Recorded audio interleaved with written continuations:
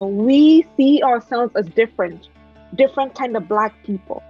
And to be honest with you, yes, I know the whole thing of, yeah, they're not our brothers. They really are not our, like, this whole thing of like, I am not Black American, I'm African.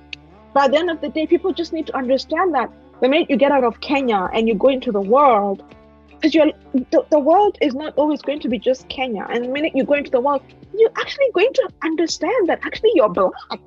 And it doesn't matter whether you're in Europe or you're in the US, you are Black.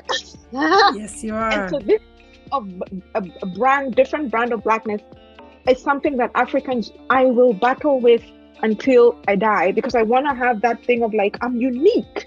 I have my own ancestors. I have my language. I have my values. I have my work ethic, whatever, whatever. By the end of the day, out there, I promise you, you're Black. She's my woman, a special lady.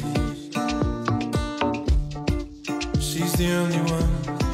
Salam and hello, everyone. My name is Lilly Bekele-Piper, and welcome to the show. Welcome to the month of June.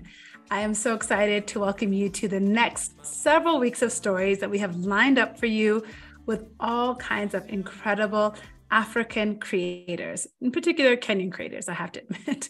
And we are kicking off this month with an interview with the author Irene Muchemi-Ndiritu, who has just penned this beautiful novel, Lucky Girl. Those of you in Nairobi may have seen Irene at one of her many events in the month of May. She was here on the ground signing books and talking to audiences about the story of Soila. Soila is a Nairobi girl who goes to the US to complete her education and carries with her the burden and blessing of being from this place. She carries with her the expectations of her mother, the expectations of her community, the norms of her culture, her identity. She also has a new journey to forge of trying to fit in, find her place, understand Black American culture. All of this is set in the context of the 1990s America, an era that I am incredibly familiar with. I grew up in the United States after immigrating there as a young child. My parents first landed in North Dakota, of all places, and I spent a majority of my childhood deep in the South. Middle school and high school was in South Carolina for me. I also did my college in North Carolina, so pretty much a Southern girl at heart. The 1990s were a tumultuous time. It was the time of the Gulf War. It was a time of racial unrest, and affirmative action was just starting to become more popular. And for me, as an Ethiopian immigrant to the US, it was absolutely a time of deep racial and identity reflection. I was really trying to find out who I was and reflect on how I fit into American society as a teenager and eventually as a young college student in the 90s. None of those conversations or reflections were easy or simple. I never grew up in Ethiopian communities. I grew up, like I said, in South Carolina, and before that in Kansas and Indiana and Illinois. So I didn't have this Ethiopian or even African immigrant community around me. I was almost entirely surrounded by white people and in white institutions. My teachers were almost entirely white, with a few exceptions. I've talked about Miss Brownlee before on the show, and my amazing AP biology teacher, Miss Reeder. Both of these Black women really helped shape who I was and helped me understand and find my way. But the 90s were an odd time. We didn't have the language to really talk about all the ways in which race was intersecting with our lives and interrupting our lives. And in particular, we didn't have that language as African immigrants. I can't remember conversations with my parents where we actually wrestled around race specific to being Black American in the US. All of my conversations were much more around fitting in between worlds. It was a lot about how I sounded different than other Black kids, or how I sounded white, or white kids were, less scary to me. I look back with a lot of heaviness and sadness for those years. A lot of frustration that I had was not well maneuvered or well understood. I didn't understand where I fit, and I didn't know where to go with that. And a lot of my frustrations were misplaced. But as I got older, it was the Black American community in the United States that gave me refuge, and it gave me a home, gave me language, gave me culture. I will always be indebted to some of those early friends, Tia Durham, Tremaine Stevens, so many others who loved me and cared for me and helped me understand what it was to be Black in America, to be a Black young person in the 90s. This book, Lucky Girl, follows the story of Soila, who, much like me, finds herself in the United States in the 90s in the middle of a very troubled culture and a troubled time where being Black was not complex, yet being African in America also didn't really have a clear path.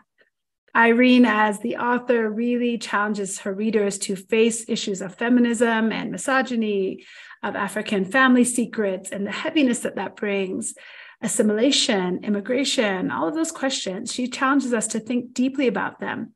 And at the same time, to enjoy with lightness and with laughter some of Soila's adventures and her misunderstandings, and the heaviness that comes with being an African daughter and all that, the journeys and the adventures and the burdens that Soila carries.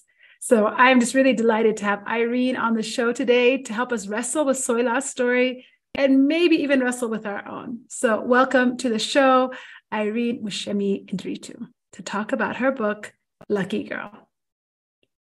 Thank you so much. And thank you for having me. I really appreciate you having me. I've been so just humbled and honored at how well the book has been received in Kenya. I didn't even know that the book was coming to Kenya until the very last minute. So I was just so excited when I found out. And then I came and I was just like mind blown by the support. And thank you so much. Really, thank you so much, because I do want Kenyans to read the book. I really do. And I'm glad they are. And I'm glad they're loving it. Thank you. It's our pleasure. What I didn't say in the intro is that, this has been a journey for you. You are a trained writer and a graduate from some of the world's finest journalism programs. You have a degree in creative writing from the University of Cape Town, an MFA. You have a degree a second master's in journalism from Columbia Graduate School of Journalism. So you come to this juncture well prepared, well thought out, creative, and offering us a story for us to dig our teeth into. So I am really excited about this conversation and to talk about Soila and her journeys. And before we get to Soila, let's talk a little bit about you and your path to writing. I know it cannot be an easy question, but give us a sense of your path into this career as a writer. Okay, I think to surmise, and I think what I've been telling a lot of people when they ask me this question is I want to focus on the sort of never give up. That's what and especially for women, I never thought that I could do it. I always thought, it's not going to pay the bills. It's not something that I can do for a career. And, what kind of a career? Like, it just didn't seem possible. And I ended up like muddling myself in journalism because I thought, well, at least that's going to pay the bills. And then I sort of left journalism and I went into comms, media and communications, because I thought, well, at least that's going to pay the bills even better because that pays better. But I was always just really unhappy. And then I thought, you know what, man, I'm just done. I'm done. And I just want to do what my heart tells me I should do, what I've been always wanting to do since I was like 10 years old. And I don't know where it's going to go. And I'm old, but I'm going to do it. and I went back to school. And I'm not saying that everybody that wants to pursue this should go back to school. It's an endeavor. It's expensive. I did happen to get a scholarship from UCT, so it was easier. But I had kids and I had to sort that out. And I went back and best thing I ever did. And I wrote the book. I wrote actually a bunch of short stories.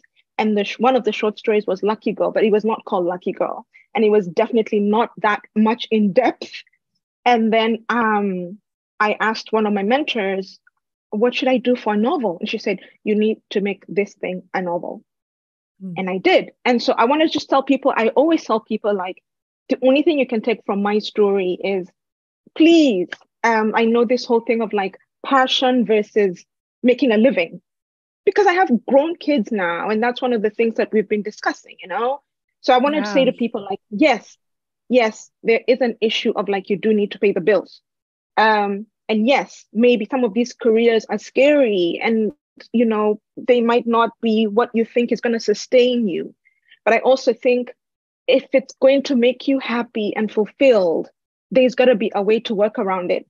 There's got to be a way. Maybe get a day job with your regular, finance or whatever, but find a way to grow this other part of your soul. And if it ever takes off, hooray, then you can ditch the finance, and it's never too late. I'm 40. My book has been published. I'm 46. I was 46 in March. I was signed by Random House. I was 42 years old. And it's just never too late. That's a beautiful way to start this story. And you've already started to touch on some of the themes of the book, of this tension, I think, that exists for many of us, especially from the continent, of the duty to be responsible for the opportunities that we're given and the passions, of course, that live inside all of us. So let me start with the title and talk about some of those themes. The story has, at its center, Soila, and I think her mother, this very strong mother, Yayo, who really, you can't escape her throughout the book. And you call the book Lucky Girl. Yayo is a highly religious woman, Catholic of all Catholics. It made me think of Paul in the New Testament, who says he was a Jew of all Jews. She was a Catholic to end all Catholics. Do you think Yayo would approve of this title, Lucky Girl? Do you think she would have resonated with that theme? I do think, because in Yayo's mind, believe it or not, she's always thought Soila is extremely lucky. And I don't know if that comes out in the novel, but she's actually really deluded in that she actually thinks this daughter of hers is super lucky because she's got privilege. She's got economic privilege. She can, it's like, if I'm able to give my children at the drop of a dime an education in private school, and boom, they get into the best universities, and it's not an issue, can write the check every year for $60,000. Like, I'm sitting there going, you guys are really lucky. What are you moaning about, right? So she thinks her kid is lucky, but she's very short-sighted in sort of the, the emotional EQ, I would call it. She doesn't think about actually beyond giving my child that kind of privilege. Am I giving her support emotionally and just nurturing her growth as an individual psychologically? And I think that's one of the reasons that there's that disconnect between mother and daughter, because all Soila has ever wanted, was from just this mother, was like just a hug. That's all she ever wanted, a birthday party. Not because she wanted all these presents, but because she felt like, everybody else has a birthday party and their mom does all these, when you organize your kids' party, there's so much love that comes with that. It doesn't have to be at a fancy place, but even if it's just at home, the kids can see the love, and you make the sandwiches, and you arranged the presents and where the kids are going to hang out, and maybe you brought in like a bouncy house. That's the stuff that your kids remember when they grow up. And Soila doesn't have that, so yes, the mother thinks this child is very lucky and doesn't understand what exactly are you actually moaning about. You've got it all.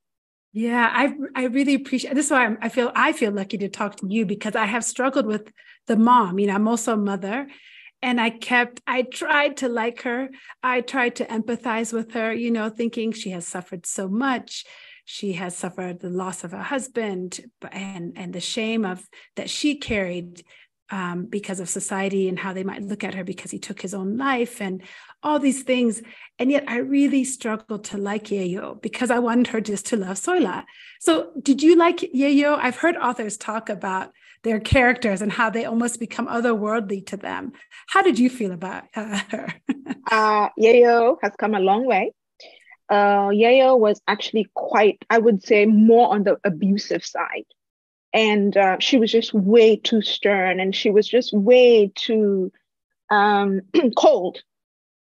And I remember one of the things that my editor said to me was, look, nobody is one way. There's no human being that's one way. And even though we are finding out that there's a lot of trauma and that this is why she's like this, we still do need to kind of make her a little bit more 360. And I do think that if you had seen the original Yayo, you would really not like her. She was really mean. No, she was very mean. A good example, and I don't want to do a spoiler, but a good example was there's a scene in the book where she slapped Soila across the face because Soila has thrown out her lentils. Yes, Which kids do. They don't want to eat the food, so they toss it, right? Behind your, definitely. right? And so Soila, Yayo, backhands her on the cheek. And Soila says, my cheek sizzled, And in the original version, Yayo is like, listen, I can give you more. There's more where this. But in the final version, she actually goes to the freezer and she puts ice chips or ice cubes in a bag, and she comes and she puts it on Soila's face, even as she's telling her off. So you can see that she's still a mom. The delivery is harsh, but at heart, she's still a mother, and she's still saying, look, this isn't good. This is bad. But at the same time, she's still trying to heal her. And so those were the little subtleties, I think, where you start to see, okay, she's mean, but she's still a mom. Yeah. And I was hoping that readers would say, you know what? And what's funny is a lot of people came to me at the signings, the 3 days we had the signings, the events, and a lot of people came to me and they said to me, you wrote my mom. And it was gay men came to me and said that. And I think a lot of older, I noticed women. So I would say my generation and the what do you call them? They're the boomers. The boomers. That's right. Yeah. Those who lived right after, independence. 55 so that, up. Yeah. Is it 55 to 65? That's right. Whatever. That's right. Actually, the Supreme Justice who moderated the last event at Sarit said to me in front of everybody, you wrote my mother. So a lot of people that are from my generation, they get it. We had these really stern moms. At the time, you think, oh my God, my mom is the worst. Yeah. She's so mean. But later on, you're like, you know what? That's what she knew. That's how she was raised. Right. So the Gen Zs don't get it. They don't get it.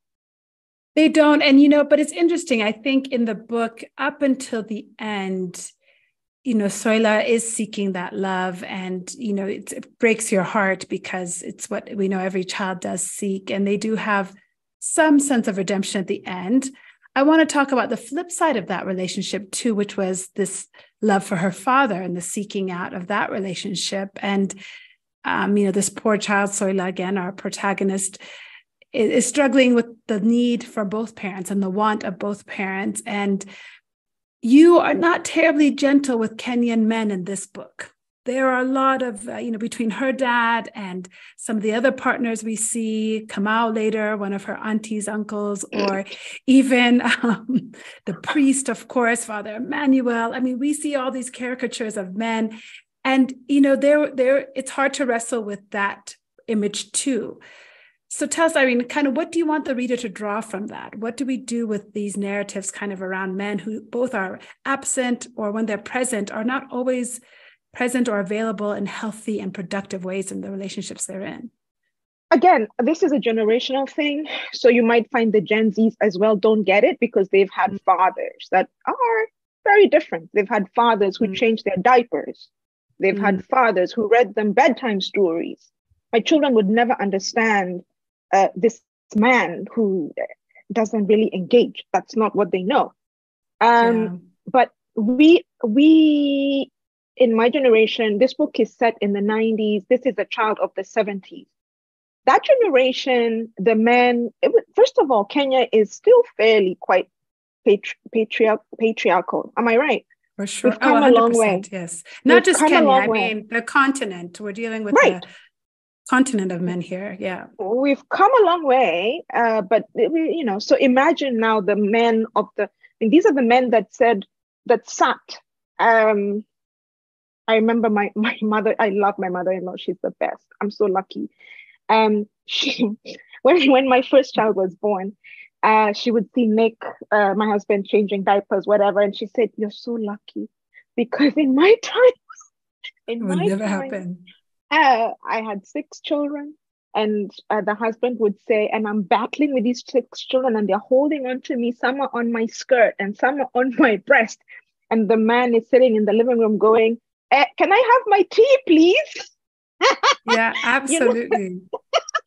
So this is this is the men of that generation.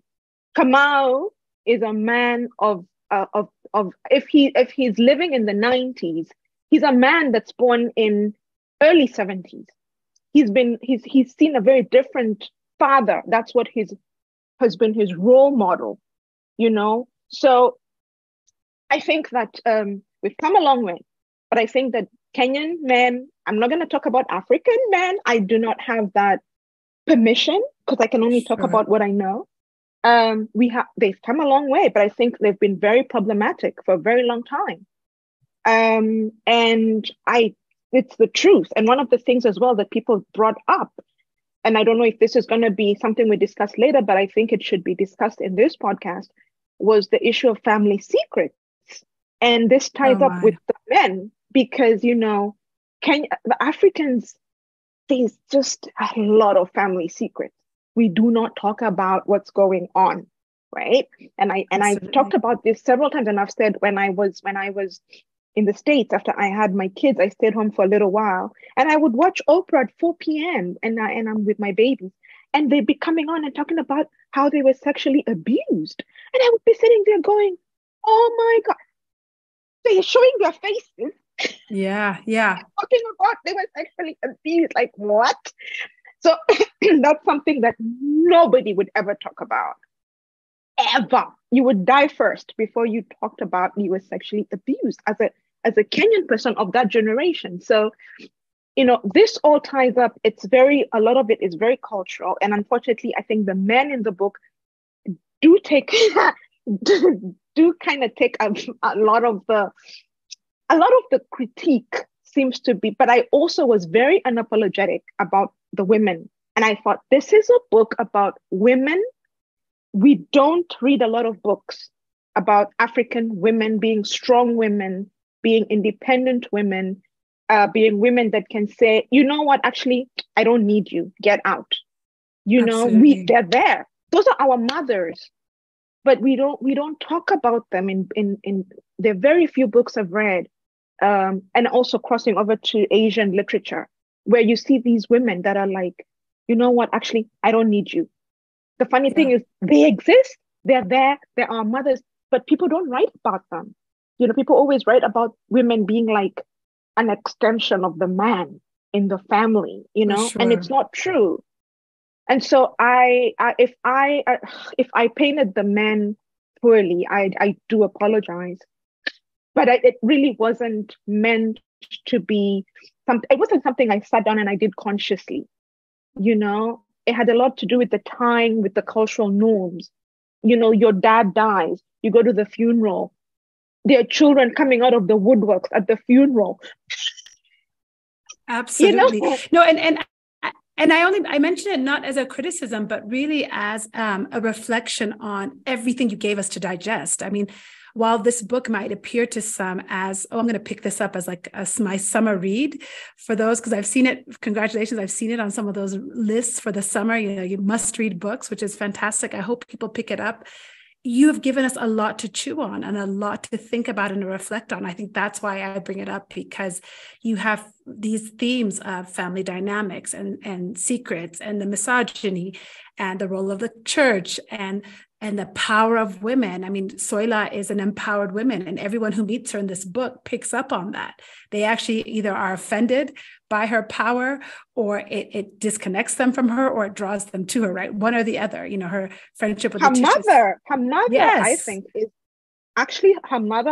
is the biggest feminist, to be honest with you. And okay. These are the things. African women are never, ever seen as feminists. It'll be, she's a very good woman. She really, she has supported those children, even when the husband was, he's a drunk. She has, but it's never like, no, she's a feminist. She's actually a feminist. She's saying, this husband of mine is a drunk, and actually, you know what? I don't need him. And go out and educate your kids, our parents' generation, they never got divorced. So the guy was always there. Right. But really, we all knew the dad actually is useless and it's the mother who runs that home. And Yayo to me is so important because she's a fierce feminist. And I know it doesn't always come off because maybe you're focusing more on how she's not so nice. She's a fierce. She says to Soila, get an education. Absolutely, don't depend on a man. Come back and run this empire. She could have easily said, I'm going to leave this thing to the, I don't know, I'm going to sell it off because I know my kid is not going to be. No, she says, come back and do this. Get an education. Don't depend on a man. She herself just wasn't interested with her husband's brothers. She said to them, just don't call me. Don't come to my house. Whatever, and she was drawing these boundaries and refusing to have these men that are going to take her power away. So we need to talk about feminist, the quiet feminist. Yeah. The one who's not out there campaigning and crusading for women's rights, but is just living it. Absolutely. Well, and it makes me think about this idea that, about this different brand of Blackness that Soila was trying to wrestle with in the book. Like, how did her Blackness fit into the American context of Blackness? And you raise up this idea of feminism. How does that feminism fit into our modern context of feminism looks like all the rights, all the time for all the people, as opposed to maybe just it's all about taking care of self and those me and mine, and this brand of feminism that maybe we have not recognized or included in our definition, but is equally powerful. And certainly Soila had to, I think, probably take one for the other. I think it seemed like she wrestled at times with what she needed most. Did she need her mother's strength or did she need her mother's love? And I felt for her, as somebody who's emotive. I was like, give her the love. She can get the strength from, her friends. But I appreciate what you're saying and the fact that we haven't given enough credit to a generation of women who had to do what they had to do to make the households and the economies and society run and function. And you do, I think, in the book, you have some powerful conversations.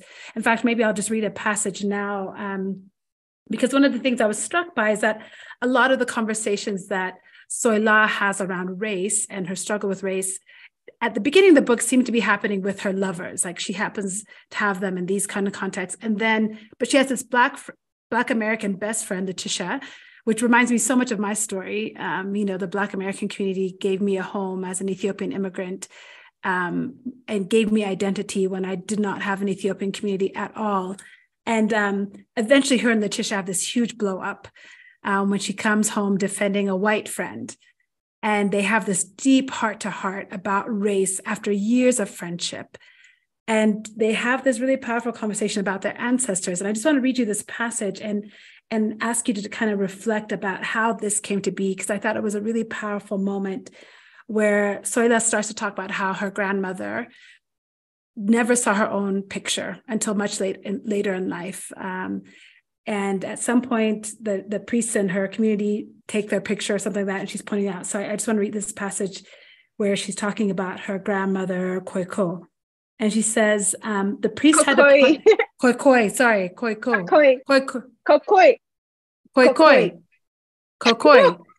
Kokoi, yes. Kokoi. I have it written down here in big phonetic letters. Kokoi. Okay.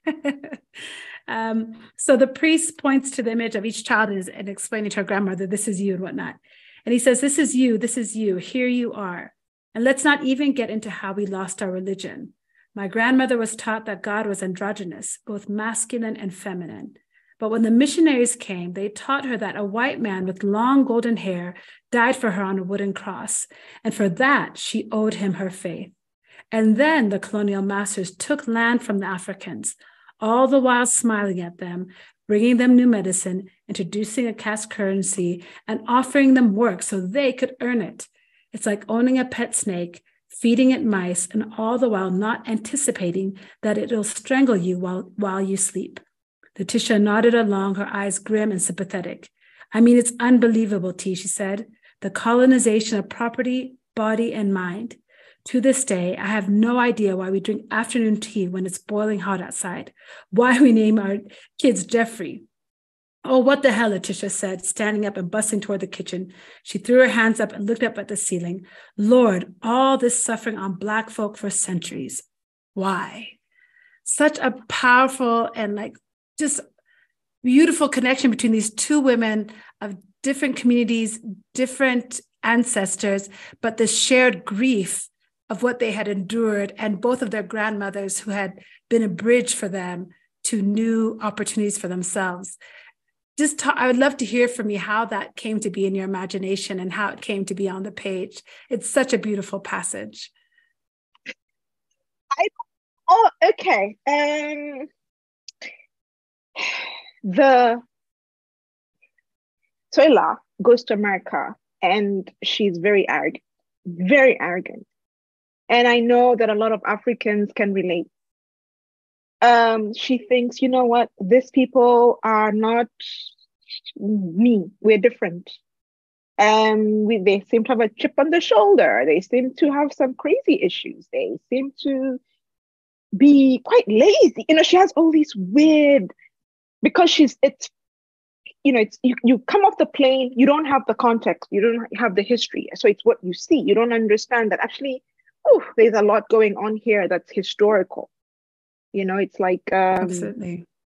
It's psychological chains. It's historical chains, and it's just hard. It's hard. It's generations and generations, of just being so enslaved. You know what? I have a good analogy. One of my best friends has a dog, and I have a dog, and they're just a little bit, maybe a year or two. One is a year younger, a year older, whatever. And her dog has been raised in a very strict household because her husband doesn't play. He doesn't play. So the dog knows, I don't go on the chairs, I don't go on the beds, I sit like this. And then my dog has no manners. And my dog is on the couches, it's on the bed. And every time this little dog comes to my house for a play date or a sleepover, even though she can see that there's freedom here, and it's okay to go on the couch because Marshmallow is going on the couch, she still won't do it. She still just sits like this, and she just watches Marshmallow on the couch. Right? Yeah. So this is, for me, it's above. It's like, I give you freedom, I give you everything that now you want, and you still cannot get out of yourself to believe that you deserve it, to believe that you're worthy. And on top of that, the couch that you might want to get on is 10 feet high and 2 miles south and made of brick. On top of that, the system around you is not made for you. Right? Yeah. Right? Yeah. So the whole thing with Soila is she has to go to America as a Black person, and she needs to unlearn a lot of her arrogance. And she needs to understand that, look, I'm from a different Blackness, right?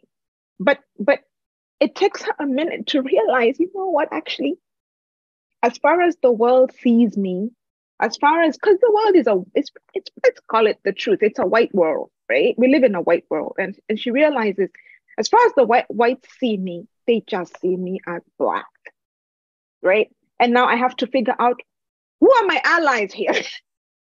Yeah. Who most understands what I'm going through, right? And so it takes her a minute to come down to that level and go, you know what, actually, I'm Black, and Black is Black. And I may not have come from enslavement, but I also came from some severe trauma, which I may not have lived, but Letitia didn't live it either. Letitia didn't grow up in a plantation.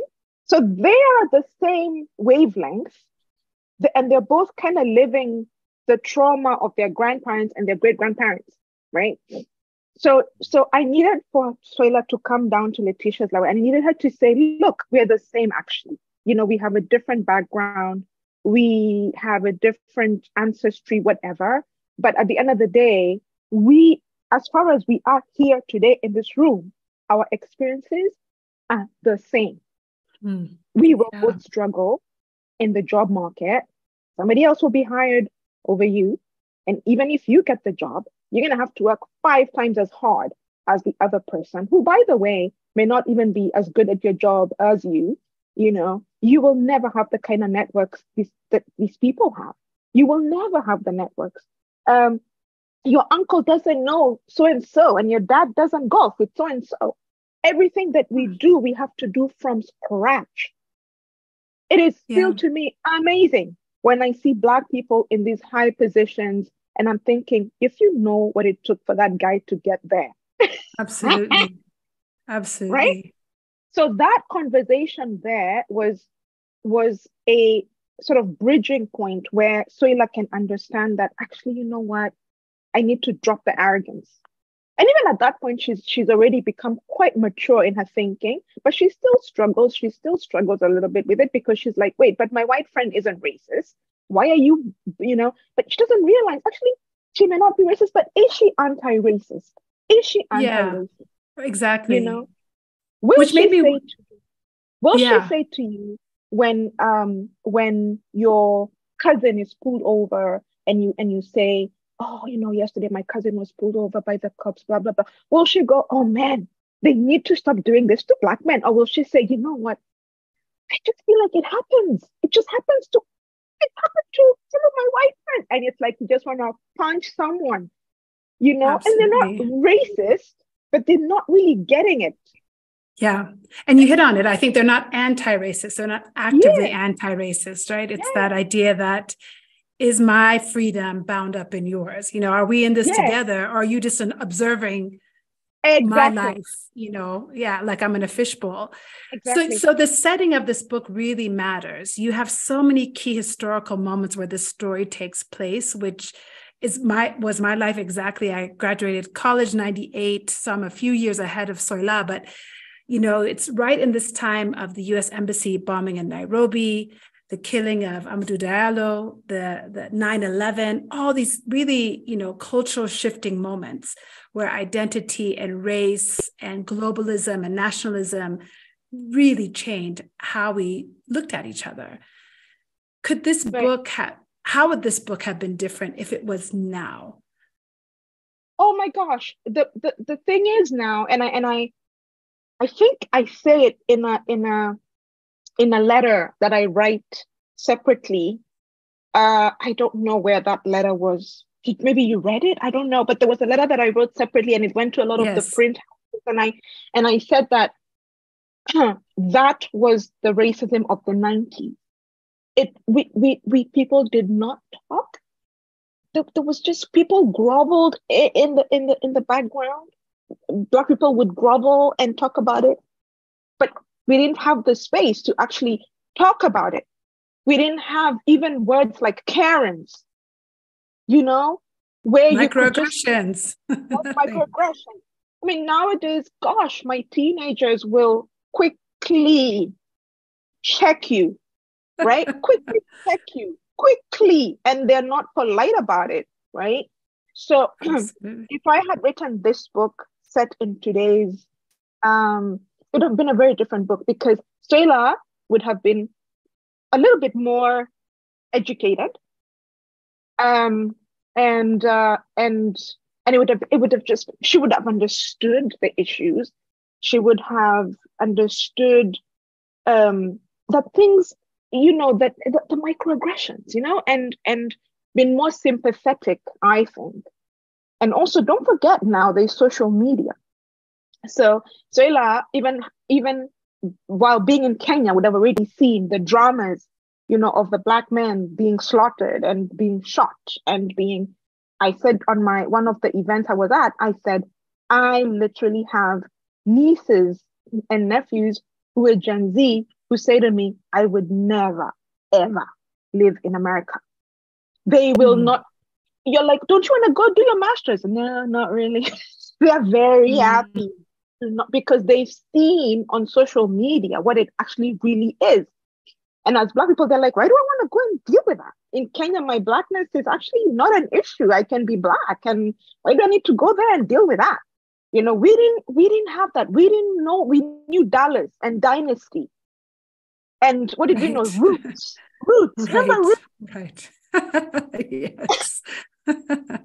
Roots. So Blackness was so like, you didn't understand any of it at all. You know, and when you go there as an African, and you think that there's a space for Africans. Actually, you know what? There is no space. There is space for Blacks, right? So pick a number. Are you going to be Black and be an ally of Black people? Or are you going to be confused? Because, you know, and so she's a bit confused. But so, oh no, it would be a very different novel. And I think it would also be quite preachy. And I was trying to avoid that. And I was trying to also show, I was trying to paint a picture of what racism was like. It still is quite insidious. It still is quite, well, not so much after Trump, because I think the racist whites are just like out there and they are unapologetic about it.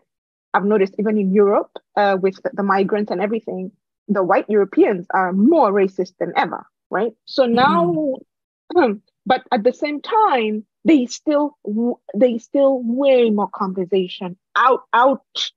You know, let's talk about it. What, you know, and when somebody messes up, they apologize, or they want to know more, or what did I say that was hurtful? You know, what did I do? And people are afraid. People are afraid to get fired. And they're afraid to, you know, so there's a lot of canceled, changed. It's changed completely. This book would have been very preachy if it had been said today. It would have been a Black person in today's world telling white people off. Yeah, absolutely. And, you know, I love the moments where Soila, like when she comes out of the bathroom and she has heard her coworkers speaking about her, and she does, you know, what she could do in the 90s to tell them off, you know, which was just to let them know, I've heard you, you know, just to let them know you were not as anonymous as you thought. You really captured, I think, how it felt to be at that time, both the lack of social media and the virality of these conversations just didn't happen then. And also like you said, the simmering below the surface of everything we were feeling and not having the space to advocate or the platform we needed. And sadly, it feels like that moment really, really did not come until 2020, which is 3 years ago when George Floyd was murdered. And then all of a sudden the world started to pay a bit more attention. You know, it really reminds me when I was in middle school. Again, I'm a few years older than Soila, I'm 47. But in my middle school, which is in the US in South Carolina, every year they would pick the prettiest girl, like the superlatives in the school newspaper. And I was the editor my senior year, my 8th grade year. So it was and we used to have the prettiest Black girl and the prettiest white girl, the most handsome Black boy, the most handsome white. We had to do it by race. That is so messed up. So messed up because we could not have just one. It had to be by race. If you had to have one, the blonde girl would always be.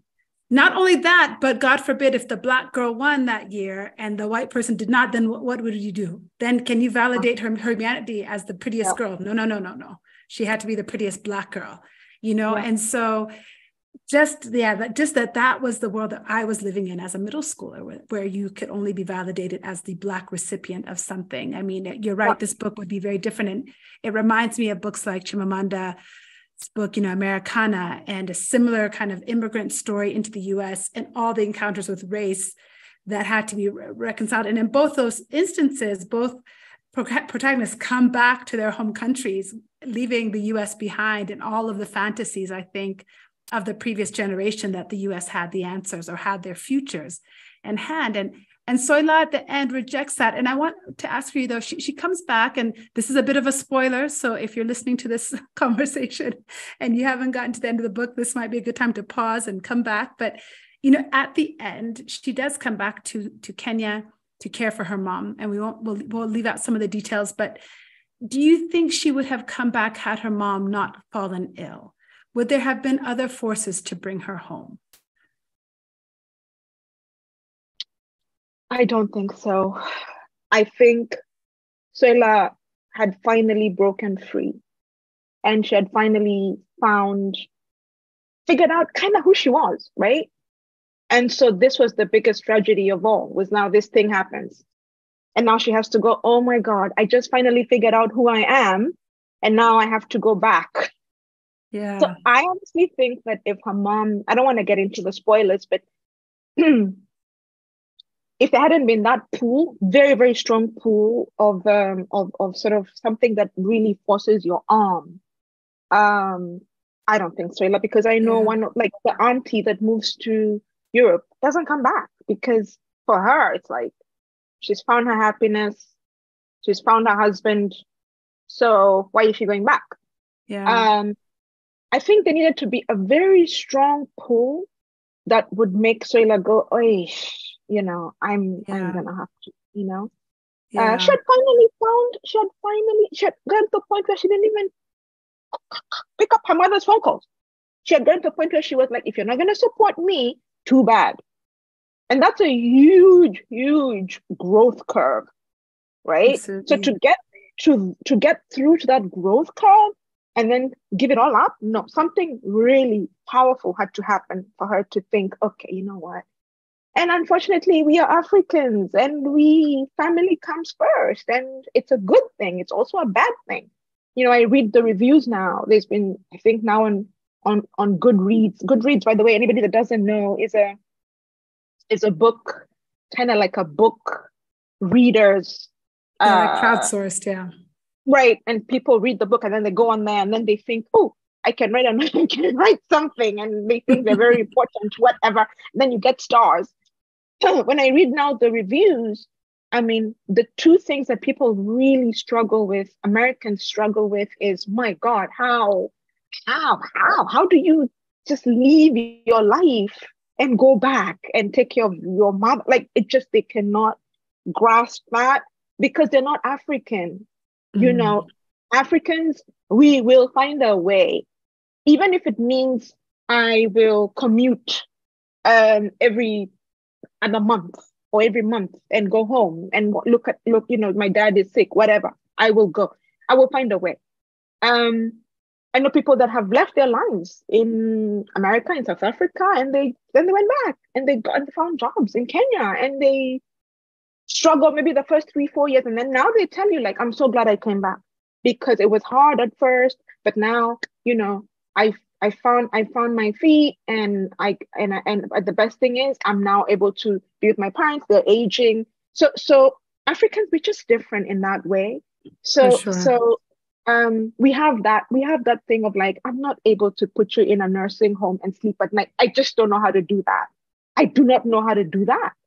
Absolutely. Right? It's my parents, that was their biggest fear when we were growing up. That startled them the most when we immigrated to the US, seeing people putting their parents in nursing homes. And it's the one promise they've asked of us, me and my two siblings, please do not put us in a nursing home. And of course, we're like, of course we could never, but that is their biggest fear, because I think that to them is the example of the American approach to aging and later years, that's how you deal with it. Irene, what makes you lucky? What makes me lucky is I have,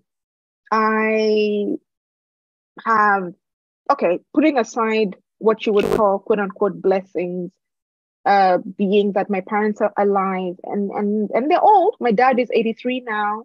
My mom is getting into her late 70s, and just watching them and thinking, my God, they're healthy. They are still being able to be social. They have a social life. They can drive themselves. That to me is, like, you have no idea. Like, because it makes me be outside of Kenya and not have to die of guilt and worry, because I was just home and I saw them. They're just so fine. They're healthy. They're social. They're having their lives. They're happy. They're living their lives. Yeah. I think for me, that's huge already. 2, I thank God for my nuclear family, healthy kids, supportive husband. Thank God. And I think, you know what, that's a lot more than most people can even, so that for me, and then everything else is like, You wake up every day and you just kind of make it work. Some days I'm not so lucky and some days are lucky. But for the most part, I feel really, really blessed. And to be able to have even just done this at 40, God, I don't know how many, 40, whatever. Absolutely.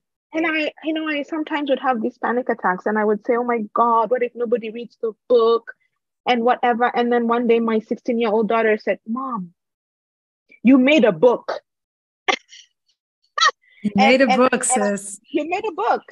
And at that point I thought, you know what, you're right. I made a book. And if nobody reads it, if people have an issue with it, I've been getting some gripes from Kenyans going, oh, why would Soila say things like $1 a day, lived on $1 a day, and the African sun, and I find it hilarious because I can see how Kenyans can sometimes feel like this book is really not talking to me because they want Soila. But the thing is, and I wanted to say this before we conclude, is that I want Kenyans to understand that, sadly, the publishing world is not a charity; it's a business, and so sometimes you'll find that there's a lot that authors would want to say and do and whatever, but there's a publisher, right? And the publisher sits and decides who's your demographic, who are you writing this book for, and I happen to have an American publisher, and I have American editors, and at the end of the day, this book, and sadly or not, I don't know, but this book is an American book, and it took all of me to fight for the Kenyan. I mean, look, even this. I'll tell you the story of this. When this cover was first shown to me, it was a beautiful cover, but it was these buildings here, the New York skyline. Yes. It was mostly the skyline and the lemons. And I said, like, okay, this is a beautiful cover. I love the colors and everything, but I'm not really feeling like it's an African novel. Like if you picked up this book at the time, you wouldn't even know, like from the crazy name, the unpronounceable name, you'd not even have known that this book was and so I fought for that, and they came back and I said, I gave them some ideas, I showed them some African prints, whatever, and they came back with this, which I think is what then makes it look like, this absolutely book, so in these little subtle ways that you wouldn't even know unless you were behind the scenes, how much I even had to fight for even that, just that much sort of space, for a Kenyan voice. And I'm not complaining. Thank God I have Random House. They're a great publisher. But I'm just saying Kenyans need to understand that at the end of the day, authors, maybe that's the joy of self-publishing, is you can write whatever you want to write. But if you are a published author by a commercial publisher, there's some limitations. And so this book, at the end of the day, is for an American audience. And so there's going to be those kinds of things that people are like, but why is she talking like an American? And why is there so much race issues? And, and it is going to have a lot of, this book, by the way, was authenticated by 2 Black Americans. What does that mean, authenticated? So if you write a book as an author, you can ask for what's called authenticity readers or sensitivity readers. And it's because sometimes you're writing a book and you are not completely part of that culture. And it's been very problematic. There's been cases of white people writing books about Latinx communities. And it's been like proper dramas, I wouldn't name the names of the stories, but you probably know some of these stories. And it got into a point where I felt like, you know what, as much as I'm Black and as much as I'll never be crucified for the things that I say, at the end of the day, I'm not Black American, let's be honest. So I said, I want to have authenticity readers that are Black American. I have two white editors, lovely, but they're two white women, and the publishing industry in America and in Europe is very white. So I have two white editors, lovely women, and also like quite a white team. And I did not feel that I had somebody that could say, you know what, actually, this isn't authentic, or no, a Black person wouldn't say this, And I said, can I have authenticity? And they gave me a Black, I think, if I'm not wrong, female and Black male. And in the end, they had no issues with the book. There was nothing offensive, but they did have some very, very good sort of feedback. I'm not going to go into it now. We're short of time, but I could not, for example, have a Kenyan sensitivity reader because this book is being marketed to Americans. It would have been actually moot, right? Yeah. So I put as much Kenyanism as I could in the things that I thought were important, and not so much in the little, we cannot say $1 a day. We have to, because the rest of the world doesn't understand 150 shillings a day.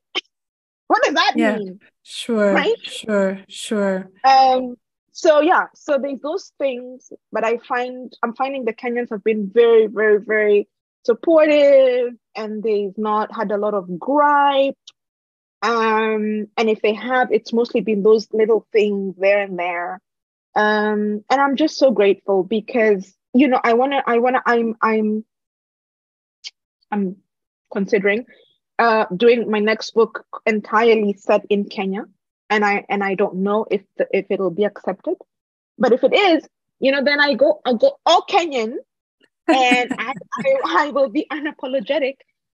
But again, I could only pull that because the first novel, I did what I was supposed to do and what I was told to do, and now that I actually have a following, I'll have American readers who will want to read what I write, no matter where it's set. Do you know what Understood. I mean? Yeah, of course. No, you've said so much, Irene, and that so much. I do wish we had more time because you've touched on so many things that I think people across industry feel at. The trade-offs we have to make, the allowances we have to make. And Soila in the book, in her first relationship with Alex, some of this came up, right? Like, do what you got to do at that moment to get to the next level, to the next opportunity that hopefully then opens the door for a career that you want to have.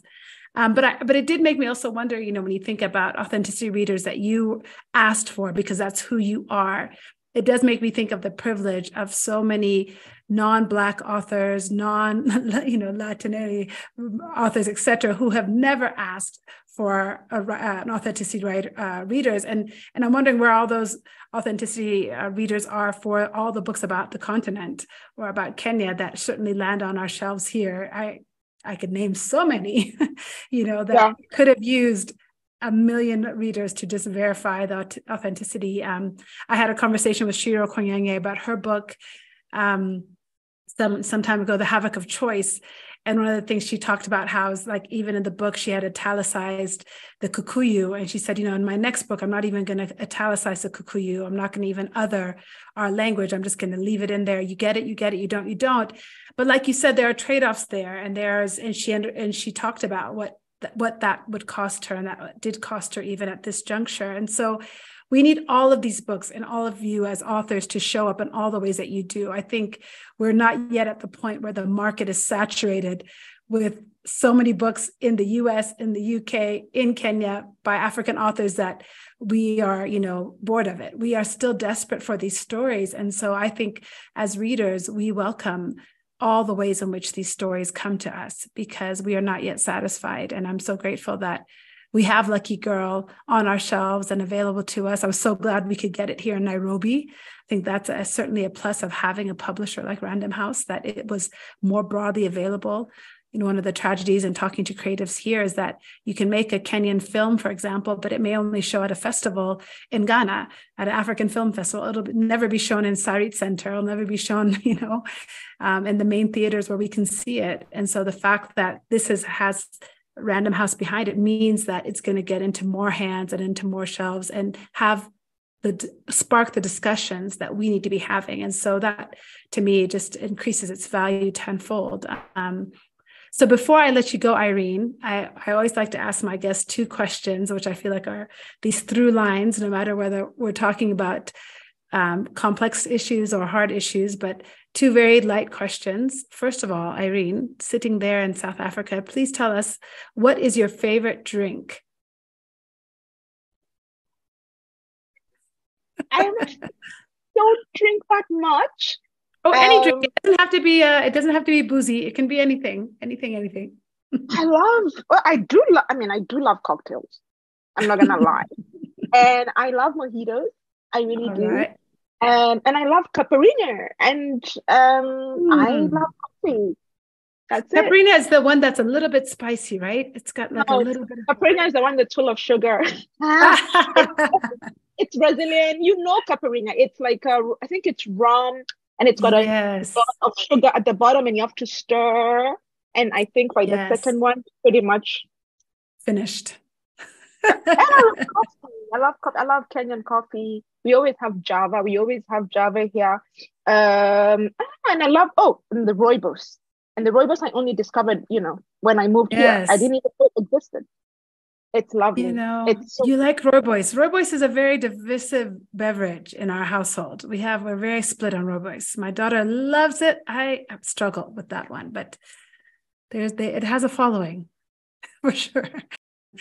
And then the last thing you've touched on an answer I think you might give already so beautifully, but this podcast is all about joy, issues of joy and justice from Africa and the diaspora. I've already asked what makes you lucky, but I would also love to know what is bringing you joy today. Just being on this podcast. And you know what? Every day I look for something. Yesterday was the New York Times review came out. Yes, congratulations. Thank you so much. And you know what? It's not even a big review. It's not like a fancy review, but you know what? They publish, they do I don't know, God, I think they do 1% of the novels they receive every month. 1%. And so I just feel you know what? It wasn't a massive review. It was it was more of a plot summary. Then at the end, she did do a bit of she tied up the race thing. She said it's very compelling, whatever. She brought up the brand of blackness, which for me is a very important theme. Actually, I did write an op-ed, I believe 2 weeks ago. It's on LitHub. It might not be still, but I'll forward it to you. But it was exactly about that. About the way that, we see ourselves as different kind of Black people. And to be honest with you, yes, I know the whole thing of, they're not our brothers. They really are not this whole thing of I'm not Black American, I'm African. But at the end of the day, people just need to understand that the minute you get out of Kenya and you go into the world, because the world is not always going to be just Kenya. And the minute you go into the world, you're actually going to understand that actually you're Black. And it doesn't matter whether you're in Europe or you're in the US, you are Black. Yes, you are. And so this different brand of Blackness is something that Africans, I will battle with until I die, because I want to have that thing of I'm unique. I have my own ancestors. I have my language. I have my values. I have my work ethic, whatever. By the end of the day, out there, I promise you, you're Black. And you will have a Karen who will you'll be like, what just happened? You will have that moment at work. And I know now, just talking to my Kenyan friends now who work there, there is also an issue now in Kenya with a little bit of racism, that I heard about quite often now. And I can't believe it's happening in Kenya. But there is a bit of white privilege being seen in Kenya. And oh, yes. There is white privilege and power can be taken from you, whether it's you're trying to invest in a business and somebody else comes, and because they can attract, investors because of the color of their skin, boom, your business idea is gone. And this person who's not even Kenyan, now has this massive investment for the business that you wanted to do. And I think with time, as the world gets smaller, Kenyans are going to start to see this thing is not just a Western thing. This thing of white privilege is actually can touch you even as you're sitting in Kenya, So for me, I don't know, that stuff is actually very, and just to say lastly is the kids that we have now are very different, even with my brand of Blackness being different from what I consider comparing to the Western Black. Now I'm noticing that even my children have a different brand of Blackness from me. My children tell me off. My children tell off white people. My children tell off their white teachers. They're fierce, right? So they even have a different brand of Blackness, right? The Gen Z are not playing. They're not playing. So Blackness is so fluid.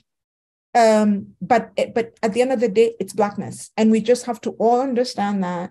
And once we can all understand that we're in the same room, based Absolutely. on skin color, it comes down to skin color. That's it, right? It does.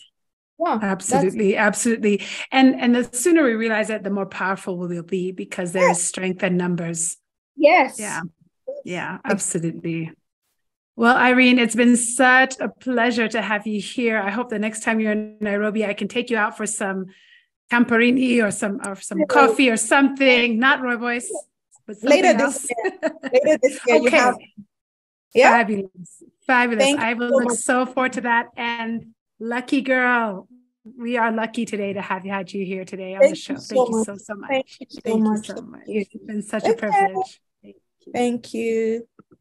Thank you so much, Irene, for being on the show today. I mean, you took us on quite a ride and gave us a lot to think about identity, about Kenya, about culture, about ourselves, about Roy Boys tea. That was a surprise. But thank you so much for being on the show. Listeners, we always love to hear your thoughts. So send me a message. Let me know what you thought about Soila, about Lucky Girl, about some of Irene's thoughts on the publishing world, about writing from the 90s perspective about race and intersection, about the brand of Blackness that you might be weaving for yourself. Quite a powerful statement to think about. So you can reach us on all of our socials at Salam and Hello, SELAM and Hello. And of course, you can email us, lily@salamandhello.com or producer@salamandhello.com. And if you want to help the show out, please leave us a review, leave us a rating. It really helps us out. And don't miss next week. I'm really excited about our guest. I won't give out who it is, but you might see some spoilers online this week. Join us next week. And until then, be well and take care of yourself. Thanks for listening. You don't need to try. Every time you smile, summer in your eyes. Don't ask me why, I'm by your side. You keep me alive, you keep me alive.